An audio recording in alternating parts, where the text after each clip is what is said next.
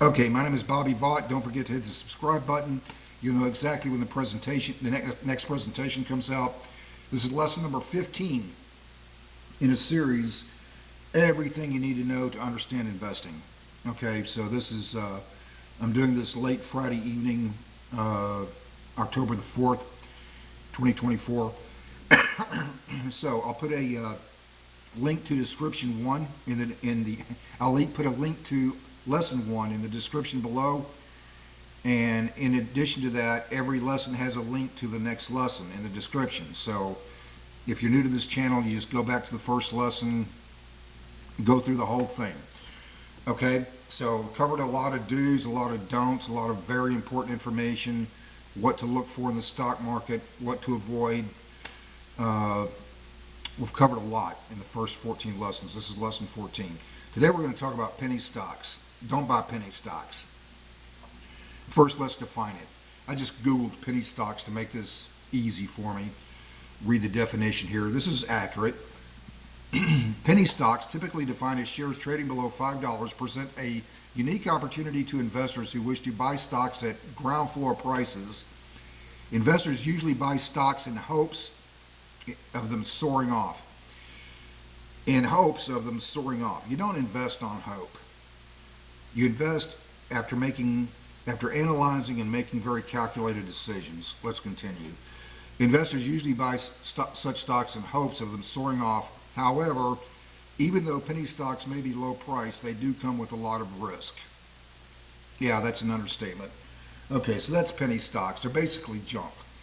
People buy them because they're cheap and they think, well, it's going to go up and I'll make a lot of money, right? They can buy more shares because the price is so low. The price is low for a reason, because it's junk. So, if you ever saw the movie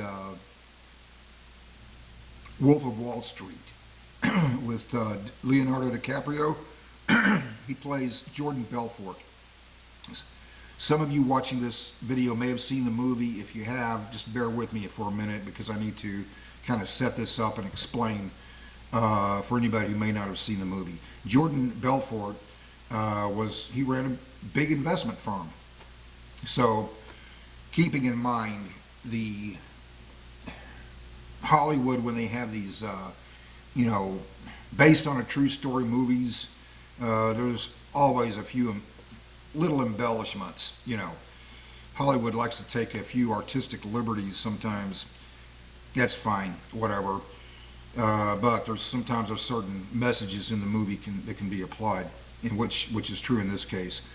So Belfort ran this huge investment firm, but he got his start selling penny stocks. He found out he could get on the phone, and he was very good at it. He would call middle class and maybe kind of middle class to upper middle class people and convince them to buy this junk. And he got paid a real high commission for doing it. So he was selling junk to people, and in the movie he had 2 wives. His first wife he divorced, he got married again, and he's talking to he's having a conversation with his first wife, and she's asking him. She realizes that he's selling junk to middle class and maybe middle class to upper middle class people, typically. And so she asks him. So she says, "Well, why don't you sell this junk to wealthy people?" So DiCaprio, Jordan Belfort, responds, "Yeah, wealthy people don't buy penny stocks, sweetheart. They just don't." And then you hear DiCaprio's, just his voice in the movie, DiCaprio says, "Because they're too smart. That's why." Yeah, that's right. People who build wealth in the stock market every time. Now, let me get back to that a second. Let's talk about penny stocks here for a second, a little bit more before we get to that. People who you're going to run into people once in a while who say, "Well, I bought this penny stock and it went up and I made this amount of money and I sold at the right time." Something to understand about that. People don't like to tell you about the ones where they lost money. People don't, even if they're telling you the truth about something, they may not be telling you the whole truth. And that happens a lot. People don't like to tell you about their losers.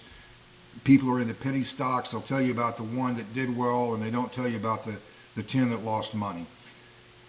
First rule of finance is don't pay interest. First rule of investing is don't lose money.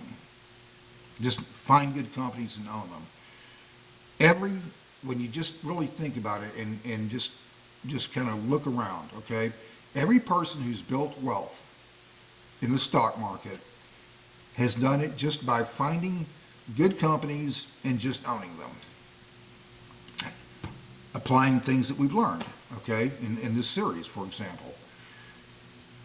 So,